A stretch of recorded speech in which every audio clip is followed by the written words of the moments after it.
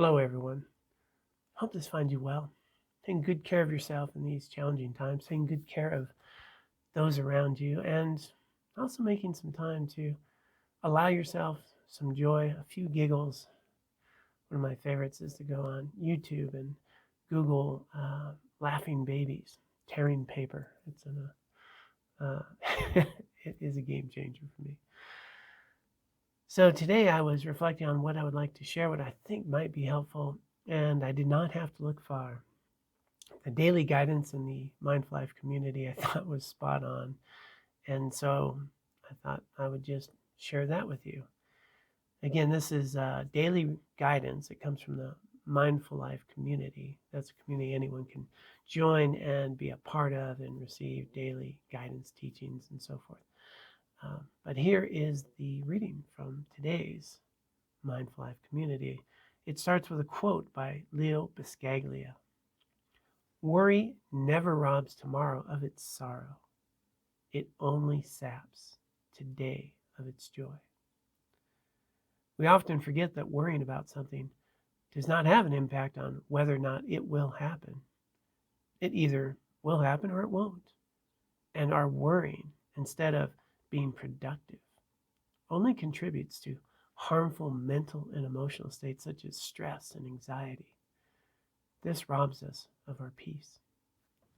Today, in our current circumstances, this is incredibly important to remember.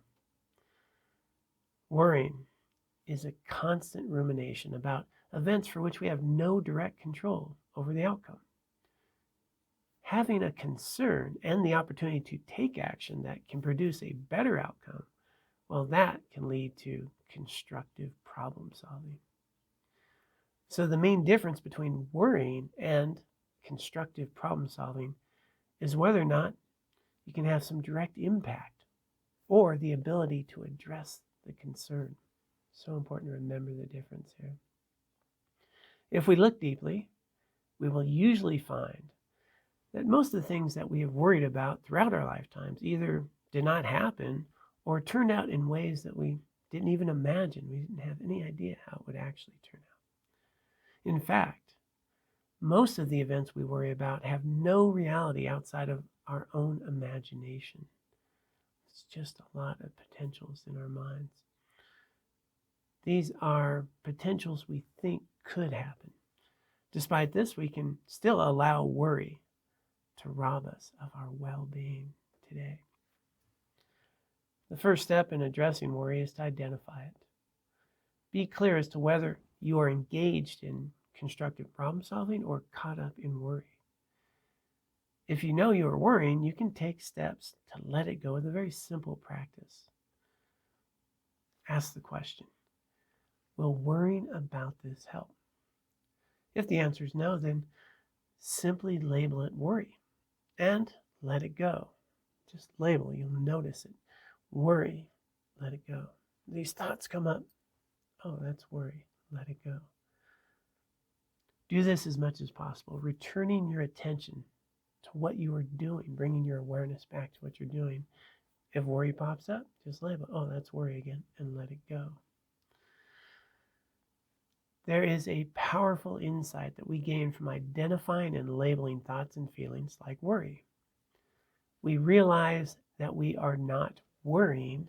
They are just thoughts of worry. There's such a big difference. The potential to notice that, oh, that's worry. Let it go. Which is very different from, I am worrying. No, that's worry that's arising. Label it. Let it go. You may need to do this 100 times as worry may just keep popping up. However, as with all skills, it gets easier the more that we practice. This is a regular mindfulness exercise that we encourage you to maintain. This is something in the mindfulness practices, it's just a very powerful practice we can do all the time, whether it's worry or whether it's anxiety, whether it's fear, or whether it's planning or projection. We can just notice that and then come back to what we're doing. But right now, I think worry is right on the table. If worry is persistent, then you can also challenge it. Is it really something to worry about? In your life, you have endured a wide range of challenges and hardships. You have weathered them and often grown from them. You have had many things work out wonderfully and many things turn out terribly, right? You've already done this. These are simply the ups and downs of life. While the events in our lives come and go, what is most important is always the same: how we show up for and engage in those events.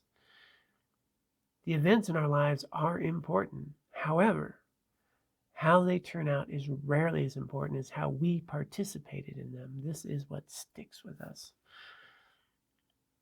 While you rarely have any control over the events in your life, the good news is you actually have control over the primary determinant factor for cultivating genuine happiness in your own life. And that is acting in alignment with your values in ways that are healthy and meaningful.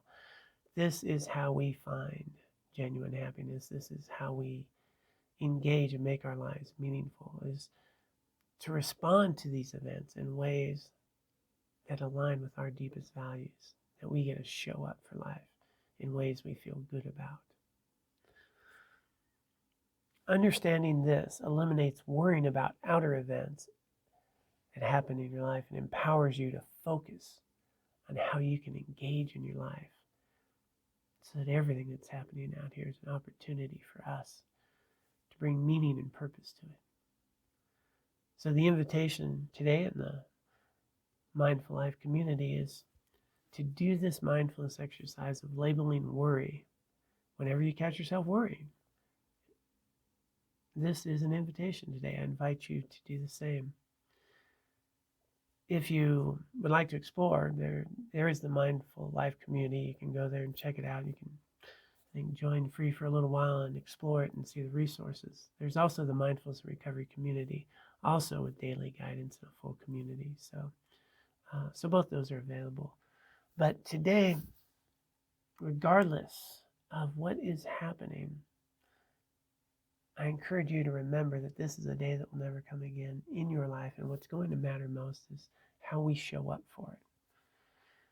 The worries and fears that come and go in our minds may or may not happen, but what we can do is focus on how we show up for them. I hope you're up for it. I know I am. Let's do this.